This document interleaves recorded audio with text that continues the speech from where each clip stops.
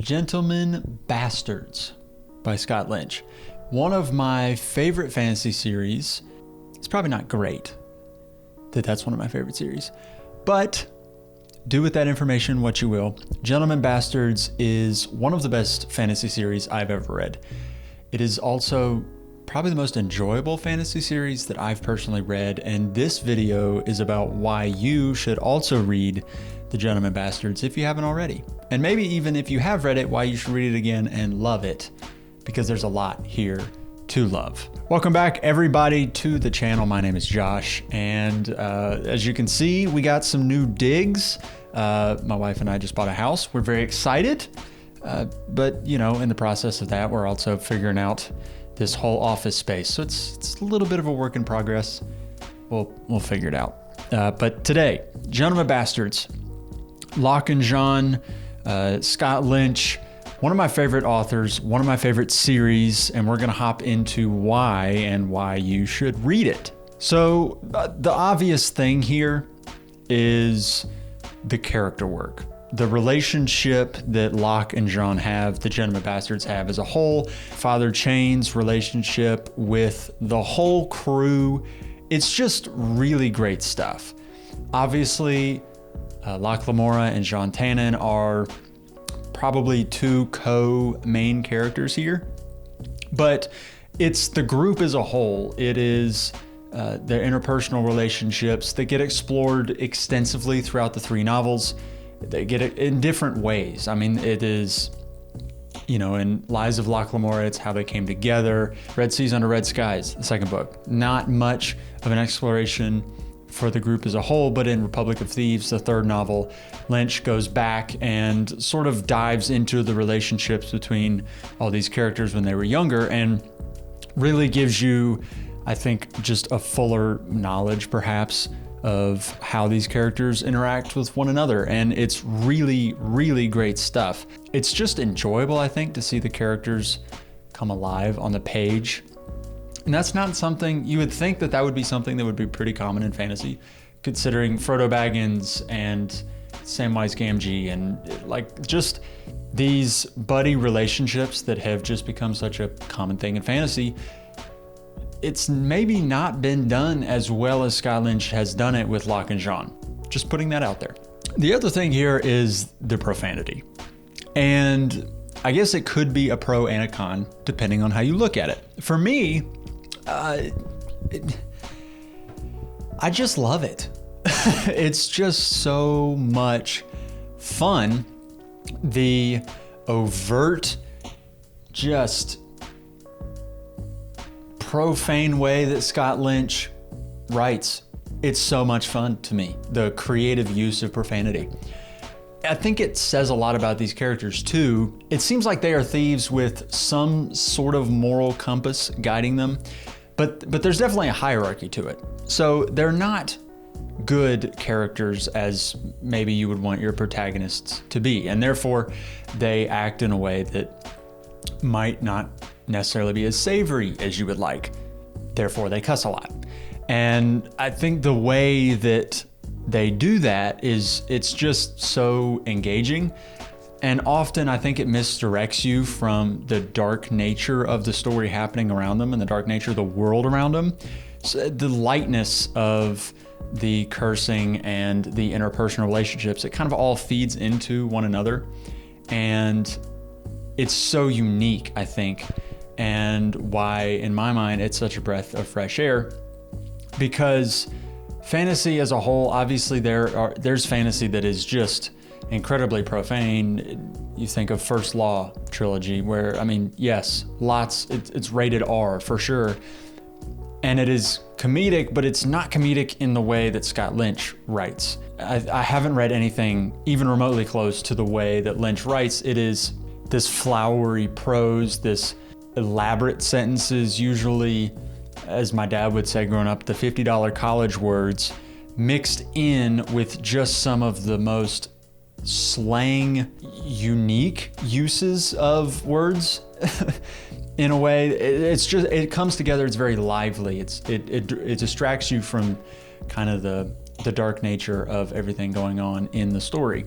I think as part of that, these stories are very fun and energetic, while also kind of juxtaposing that with a really dark tone in the stories themselves. I think the worlds are, in a way, storytellers by themselves. You think of Camor in Lies of Locke Lamora, but then even further as you go to Carthane and you go to Tel Varar and all these other places in Scott Lynch's world, they all sort of speak a language their own, and so they're so unique, but they're also incredibly dark. Not dark in the traditional sense of like a George R.R. Martin dark. The world itself, it's heavy. All these characters are orphans coming from really tough backgrounds, and I mean that plays into the stories. And I think the lightness of the interpersonal relationships, it just kind of offsets the fact that these are incredibly dark stories with incredibly dark tones. There's a brevity to it that's playing with the lightness that's kind of on the surface. And I think it's a really cool way to approach these stories and give you a whole new view into fantasy, which is, I think, it's a whole new view into the fantasy genre.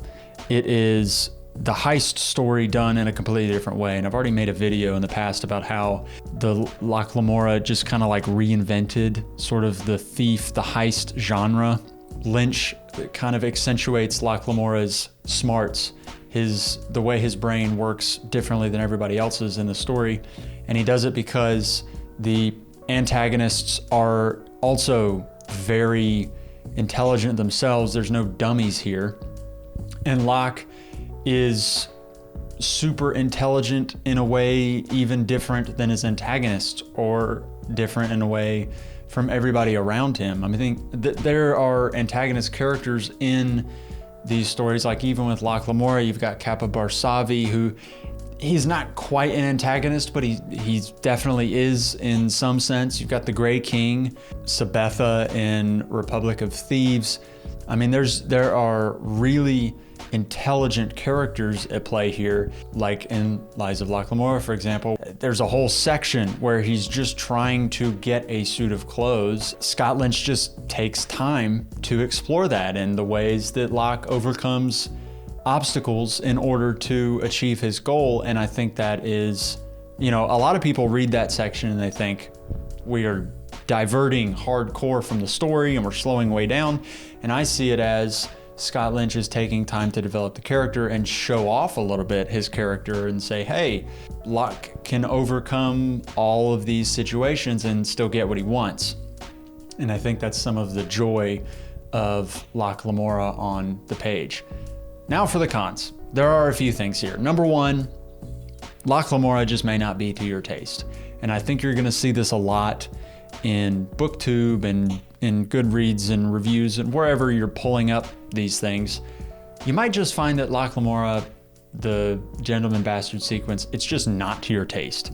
And that's totally fine. I think where I mentioned the language and the prose, I mean, that it just might turn you off on page one. And I think that's totally okay. And it's just something you sort of have to factor in. Like if you don't enjoy super profane laced prose, or you don't enjoy super sarcastic characters or slightly wordy prose, you might not enjoy the Gentleman Bastards. I think that's something you should just sort of bake in as you're approaching these stories, and it might be why a lot of people don't approach these stories from the get-go. I think if you can overcome that or even enjoy that, in my case, I thoroughly enjoyed it, and therefore I love the series that much more. If that's something you will enjoy, then I think you're going to be head over heels for the Gentleman Bastards. But if you don't like that, maybe you should factor that in. Some closing thoughts here. I mean, there are some things that aren't perfect. The Lies of Locke Lamora struggles in the second act. It slows down in pacing in some sections in these stories. The whole Sabetha narrative as you get further into the story, it just is odd. The use of flashbacks at times feels brilliant and other times feels like a total drag on the stories. It sort of just depends on how you feel about these things and what your personal opinion is of structure and how you like your stories to be structured and how you like your characters to play amongst one another. But I think overall, The Gentleman Bastards is a series that deserves a lot more praise in the book community, the fantasy book community. I do think it gets some, and I think a lot of people are aware and know that, you know, this is one of the seminal series out there. But maybe because the series isn't finished, maybe because it just has some natural detractors based on taste, a lot of people don't dive into the Gentleman Bastard sequence. And I think it's something that should be explored, and I think it's one of the best series of fantasy that we have going. And if you can allow yourself to dive into it, I think you will just love the Gentleman Bastards sequence. That'll do it for me. Let me know in the comments below if you've read the Gentleman Bastards, if you enjoyed the Gentleman Bastards sequence, and if there's any other novels or series that I should review here on the channel. Thank you guys for watching. I'll see you in the next video.